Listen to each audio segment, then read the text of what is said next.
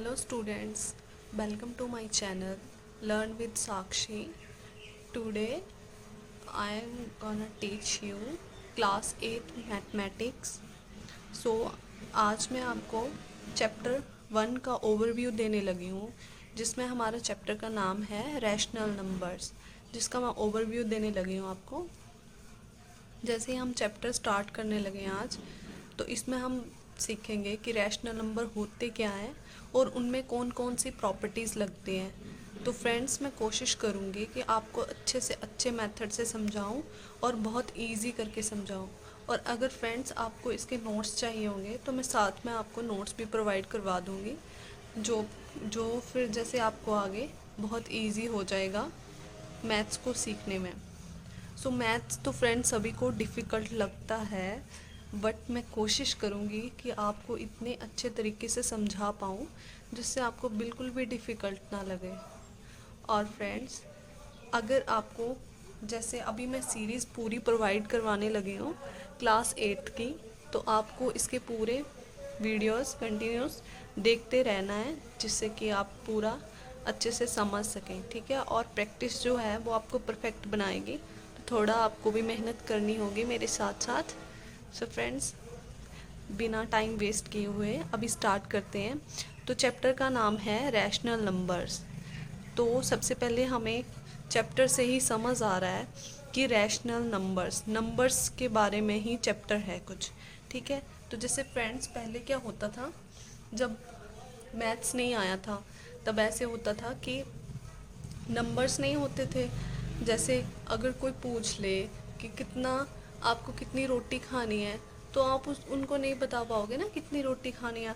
अगर नंबर्स नहीं होंगे तो कैसे बताओगे, हैं। अगर आपको पूछेंगे कि आपको कितने पेन चाहिए, अगर नंबर्स नहीं होंगे तो आप उनको कैसे डिफाइन करोगे कि कितने पेन चाहिए, ठीक है। तो इसीलिए फिर क्या हुआ, नंबर्स का आविष्कार हुआ ताकि हम उनको अपने डेली लाइफ में यूज़ कर सकें, ठीक है। सो इसके लिए हमें मैथ्स को पढ़ना पड़ेगा, और मैथ्स इतना भी डिफ़िकल्ट नहीं है। अगर आप मेरे साथ करोगे तो मैं इसको बहुत ज़्यादा आसान करके आपको समझाने जा रही हूँ, बहुत ही सिंपल लैंग्वेज में, ओके। सो फ्रेंड्स, सबसे पहले देख लेते हैं कि नंबर्स होते क्या हैं। जैसे आपकी मम्मा ने पूछा आपको कितनी रोटी खानी है, अगर आपको पता होगा कि नंबर्स क्या होते हैं तो आप उनको जल्दी से बता दोगे कि मुझे 3 रोटी खानी है ना।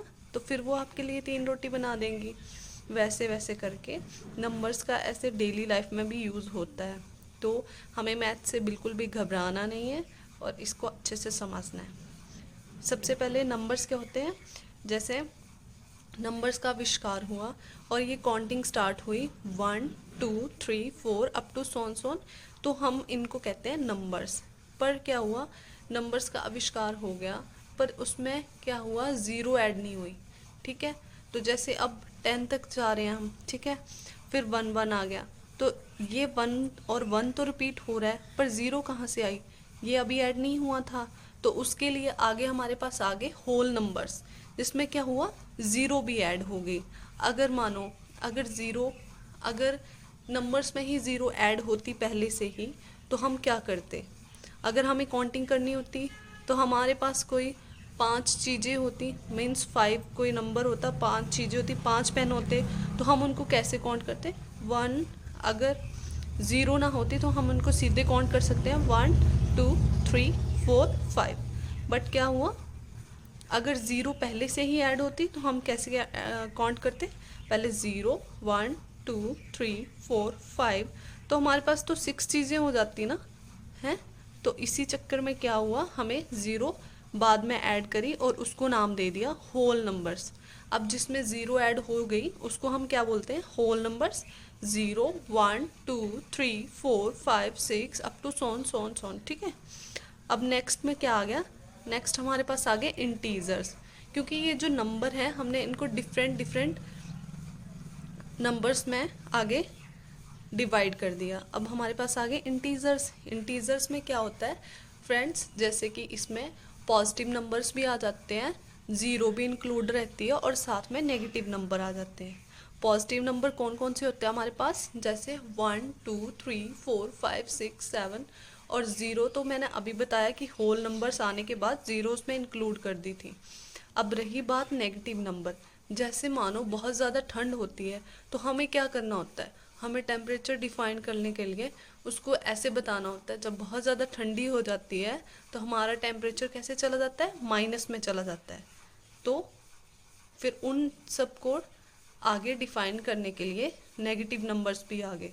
तो जिन जिन नंबर्स में जैसे पॉजिटिव, ज़ीरो, नेगेटिव नंबर आ जाते हैं, जब positive, zero and negative numbers आ जाते हैं तब क्या होता है, ये हमारे इंटीजर्स बन जाते हैं। क्या बन जाते हैं फ्रेंड्स, इंटीजर बन जाते हैं। ठीक है, अब इंटीजर जैसे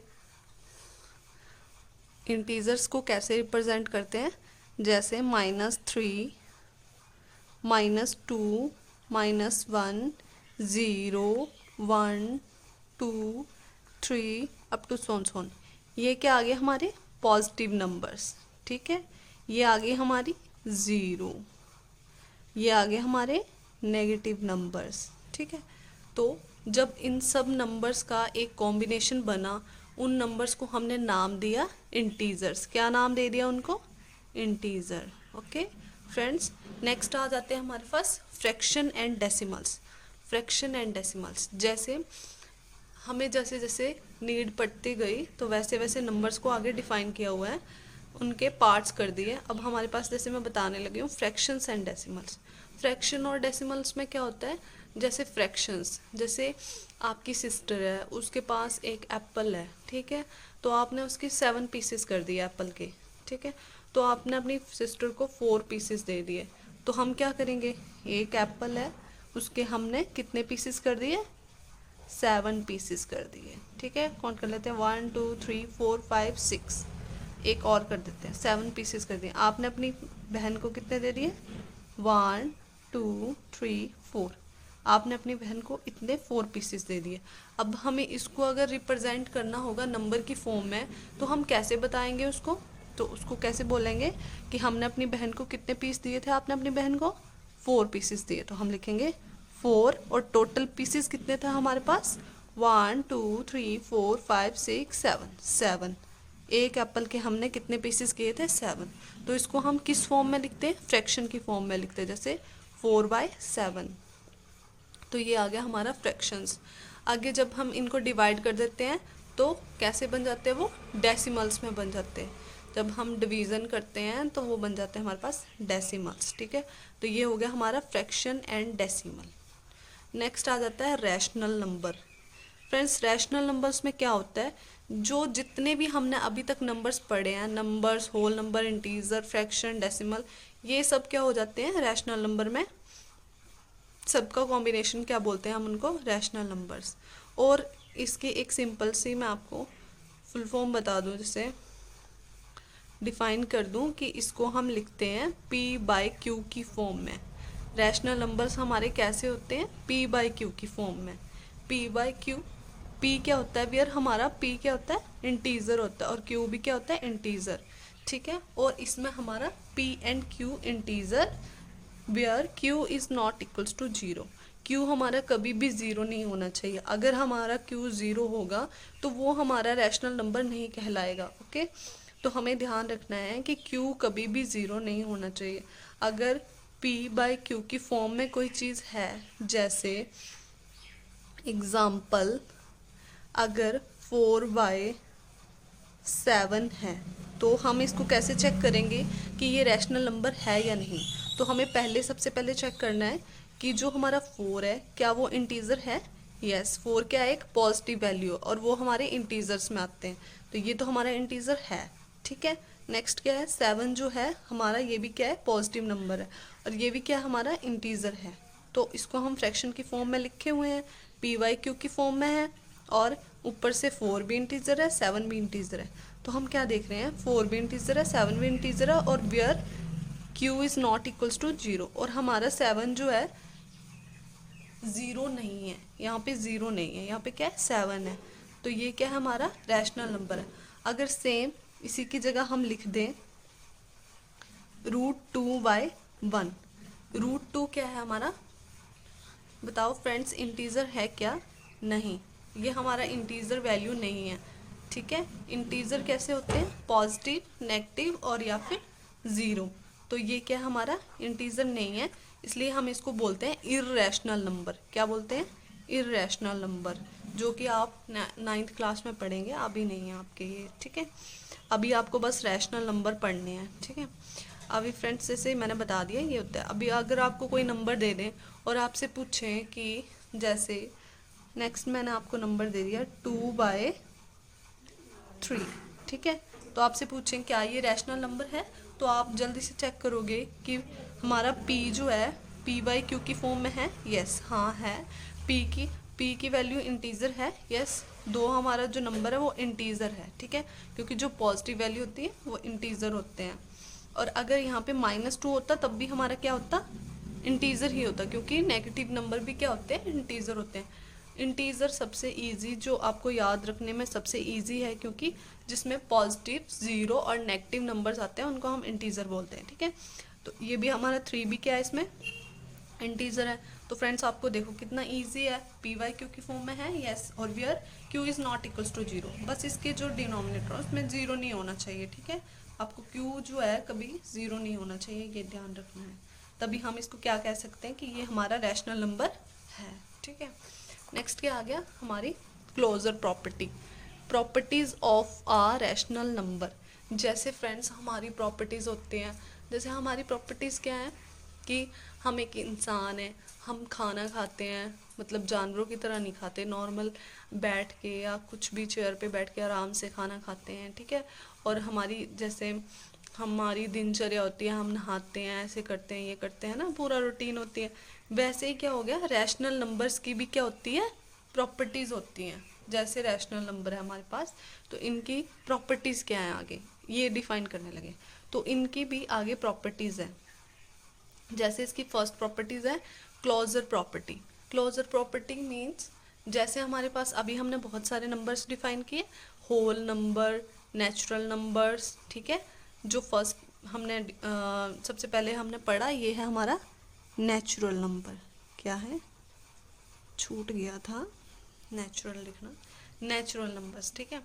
तो जैसे हम अगर क्लोजर प्रॉपर्टी की बात करें तो इसमें क्या होता है, क्लोजर प्रॉपर्टी मीन्स अगर कोई 2 नंबर पे सेम कैटेगरी के नंबर, जैसे मानो हमारे पास 2 नेचुरल नंबर है, कैसे नंबर है 2 नेचुरल नंबर। नेचुरल नंबर में क्या आ जाता है 1 2 3 4 5 6 7 8 9 2 अप टू सोन सोन सोन, ठीक है। तो जैसे हमारे पास 2 नेचुरल नंबर हैं, 2 क्या है नेचुरल नंबर, 2 हमारे पास नेचुरल नंबर है, अगर हम इस पे क्लोजर प्रॉपर्टी लगाएं तो हमारा आंसर भी क्या आना चाहिए, नेचुरल नंबर ही आना चाहिए, ठीक है। तो फ्रेंड्स जैसे यहाँ पे हमारे पास कोई नेचुरल नंबर है, अगर सेम कैटेगरी के नंबर को हम ऐड करेंगे तो हमारा आंसर भी उसी कैटेगरी का आना चाहिए। अगर हम इंटीजर्स को ऐड करेंगे तो हमारा आंसर भी इंटीजर ही आना चाहिए। किन्हीं 2 नंबर पे अगर हम कोई भी मैथमेटिकल ऑपरेशन लगाते हैं, जैसे प्लस कर रहे हैं, माइनस कर रहे हैं, या मल्टीप्लाई कर रहे हैं, डिवाइड कर रहे हैं, तो हमारा आंसर भी उसी कैटेगरी का आंसर आना चाहिए। जैसे एग्जाम्पल ले लेते हैं, ठीक है। हमारे पास 2 नेचुरल नंबर है, जैसे 2 + 4, ठीक है। ये दोनों क्या है हमारे पास नेचुरल नंबर। अब हम इनको ऐड करें तो हमारा आंसर क्या आ रहा है 6, और 6 भी क्या है हमारा नेचुरल नंबर। तो ये क्या हो गया, क्लोजर प्रॉपर्टी हमारी यहाँ पे लग रही है, ठीक है, यहाँ पे क्लोजर प्रॉपर्टी लग रही है। अब इसी पे ही बात कर लेते हैं, अगर हमारे पास 2 नेचुरल नंबर है, जैसे 2 × 3, ठीक है, तो आंसर क्या आ रहा है 2 3 = 6, तो ये भी क्या आंसर में भी नेचुरल नंबर आ रहा है। हमने 2 नेचुरल नंबर को ही मल्टीप्लाई किया और आंसर भी नेचुरल नंबर ही आ रहा है, तो इसका मतलब हमारी क्लोजर प्रॉपर्टी लग रही है, ठीक है। इसी की जगह बात कर लेते हैं, अगर हम ले लेते हैं 2 इंटीजर ले लेते हैं, ठीक है। जैसे हमारे पास है -2 × -3, ठीक है, तो हमारा आंसर भी क्या आना चाहिए, इंटीजर आना चाहिए। 2 3 = 6 और माइनस माइनस